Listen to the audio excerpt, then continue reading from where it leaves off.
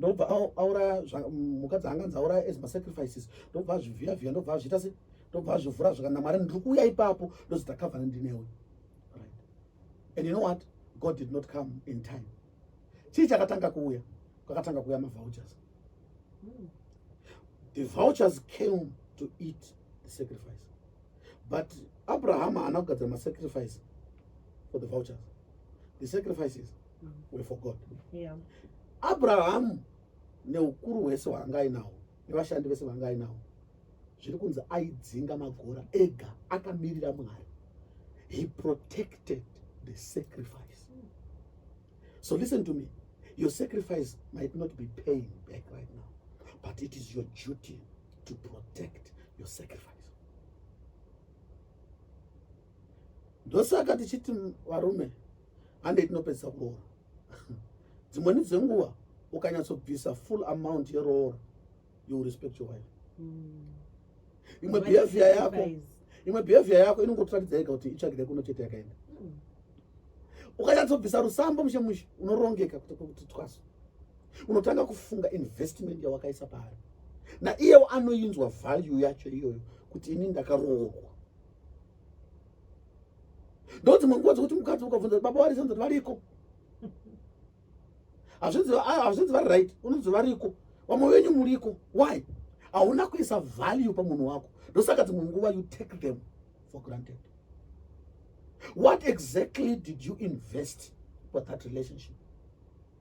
Zvamuri kutaura zvese zvokuti varume anozotitiza vana achidi. Ngatitarisei dzimweni dzenguva foundation yemarriage. Vazhinji vavo imarriage yekuti munhu akangoti no pay forward tinozonobhadhara. Zvokuti haanzwe kudzimba, haanzwe kurwadziwa to just move to the next place. Izvo imwe wakadzi handisi kuti ndimwari. Ndoda kuziva kuti vanhu vanozosvika pakuita 3 sei munhu asati apedza kuroora. 3 1 2 ichiri tsvagirai kunobedza. Aiwa kana musanditedzera hangu but ndati zvinofamba sei 6 children munhu haana kuroora akazongoona kamwe kari kuti nhenha yakadai atotera ikako wasara hakurevana 6 ngehuku jombo richiita zvaroda inhau yekuti haana value, haana sacrifice yaakaisa pakuti vana ivavo vange varipo. Saka haaremerwe nekubva panzvimbo. But ukatarisa sacrifice, Abraham aidzinga achidzinga achiprotecta what was important. Ndisati ndapedza, there was a man called Elisha. Elisha akadanwa naElijah. But paakadanwa, he was a commercial farmer. Anga ane 12 pairs of oxen dzairima nadzo, which means aishandisa 24 cattle. Kanti 24 oxen dzaaishandisa pakurima. Inazana mboona geja rine 24 mombe yangu. But zvikunzi ndora aishandiswa naElisha. Elisha akauraya mombe dzese. Akabikira vanhu. Akateera Elijah. Elijah handizive musara waakazoita wekuda kutanga kuda kutiza Elisha asina kumuzodza. Ivo Mwari vanga vataura kuti muzodze. Kwakumuti mira panapa ndiri kuenda kuJeriko. Yakati aiwa handimire. Kwamuri kuenda ikoko ini ndikuita se ndikuenda. Because anga akuziva kuti Elijah ada kutorwa nechamupupuru taenda kudenga. Mira panapa ndashedzwa kuJerusalema akati aimbomirai. Kusvika akafamba naye kusvikira Elijah akasvika paJordan River akarova Jordan River nenhiki nebhachi rake Jordan ikavhurika. Elisha harambofunga ndodzoka nei kana mukomana uyo aenda because anozondivhurira ndiani. Akaramba achiteera chaaisaka kuti ateere sacrifice mombe dzake. Aifunga kuti alright kana ndikanzi ndikudzokera kupi. Imagine kuti wakateera munhu wavhara business wateera iye zvinhu zvazoita sei. Mainhanda munaona angani pamakateera mamusina 19 years amuna asidza 42 dzamanadzo. Ndozvisiyeni mbofunga iti katuni musasiye. Kana kuine fire prayer mungaite kuti marriage iyo irongeke, fire the prayer. Handisi kukufurirai, but make sure that marriage works. Why? Sacrifice. Kune vamwe vanhu vasingazive imwe sacrifice yadata nezvayakanaka inonzi time. Time you can use it but you cannot control it.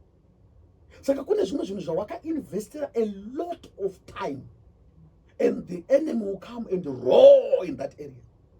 Don't give an ear to him. Be sober. Be vigilant. He wants you to give up, but do not give up.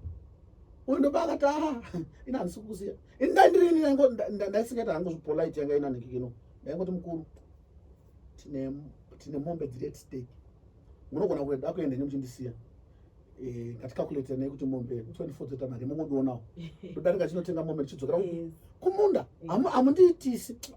Okay, well, thank you. Do not give up. Thank you so much, Bishop Museka Misola, and thank you, Munawari Ndungo Batsirikana.